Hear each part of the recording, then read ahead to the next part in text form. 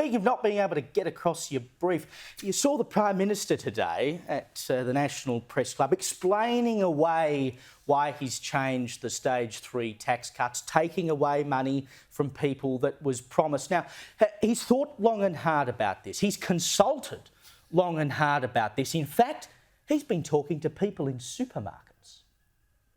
We involved someone else as well, or another group of people, ordinary Aussies in supermarkets. I spoke with people, as I do, in shopping centres, around streets, in shops. Around streets. Where do everyday people hang shops. out? He's probably gone down to Marrickville Metro in his electorate, which I live. I don't live in Marrickville, but I do live in his electorate. By the way, at Marrickville Metro, they love him so much that there is a mural of Anthony Albanese in the toilets. And if that's not enough to give you the willies, I don't know what is. But clearly, he hasn't spoken to this woman. What do you think of Anthony Albanese's tax cuts announced today? I don't know. I don't know who that is. You don't know who Anthony Albanese is? I don't watch the news. He's the Prime Minister. What?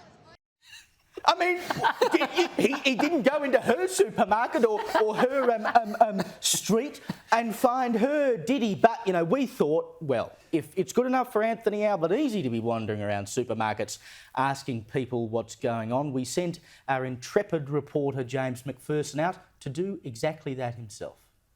I think that's a great decision. Why's that? Because people are struggling at the bottom end and the top end they're not.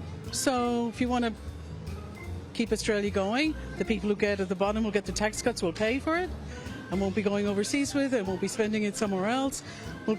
So it's good for the economy. Shouldn't break promises. Why's that? Well, it's not the right thing to do, is it? I mean, I don't follow politics that too much. I think they're all the same at the end of the day. So, but if he made that many promises, then, you know, he's got to stand by them, I think. I've got mixed feelings about it. In some respects, it's fair, but in other respects, he made a promise which he didn't keep, and that disappoints me. What do you think it does for his credibility moving forward?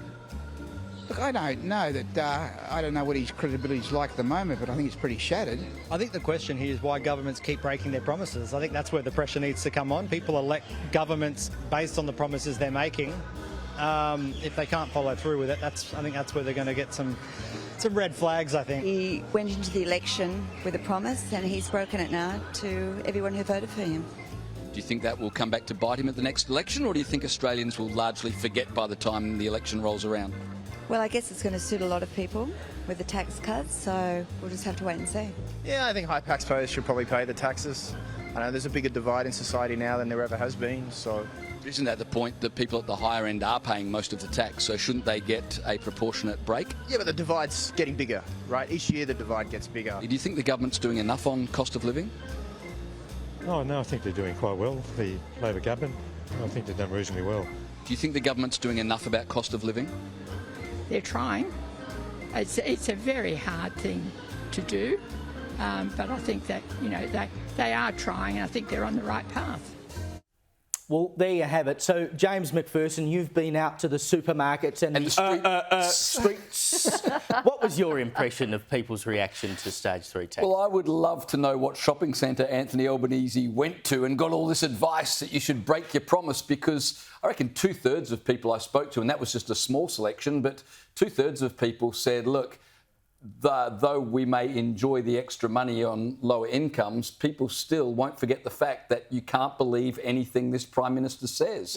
And so people are well able to take the money and say thank you, whilst also saying, next time you promise us something, we will take it with a big grain of salt. That was the general feeling. And the thing is, he lied repeatedly. This wasn't something that actually took more than place 100 in times. the last week or so. Yeah, he promised it over 100 times, all the while knowing he had this cooking away in the background. That is a bald-faced lie. So it's not an exaggeration to say, you're a liar. You're an absolute liar. And he says, oh, economic circumstances have changed. They change every day, mate. And also, the ones in which we find ourselves currently, they're not new. So why didn't you announce this last year? Oh, gee, I wonder, I don't know, maybe you were too busy selling your pet project, The Voice, which was an absolute...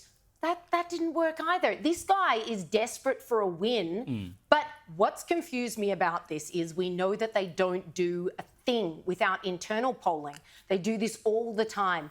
And I couldn't help but, watching the presser today, notice the Dan Andrews vibes. The amount of times he was like, I'm not here to do the popular thing, I'm here to do the right thing. And I will not apologise for doing the right thing. I was like, Dan, is that you? And this kind of like martyrdom on the altar of I'm sacrificing, yes, even my personal integrity. Well, I'm sure it was to do what's right. I'm sure it was a You're sacrifice like, for him to go down to the local shopping centre and talk to actual people too. I don't believe that he actually I don't think he did. did Show either. us the pot box, I don't know that Anthony Albanese's ever done the right thing in his life. He only ever does the left thing. But it's funny you say he had it cooking in the background. Puts a new meaning on cooking the books, doesn't it? He was asked at the press club whether or not he had told a lie. Have a listen to his response.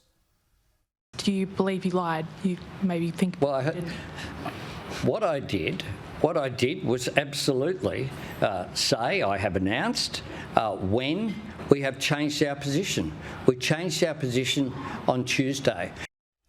I was watching this live at home, and when he was asked, did you tell a lie? And he said, what I did was lie, absolutely. And I thought for a second, he's going to admit he told a lie. And then he said, no, he said that he made an announcement. So that's not a lie. No.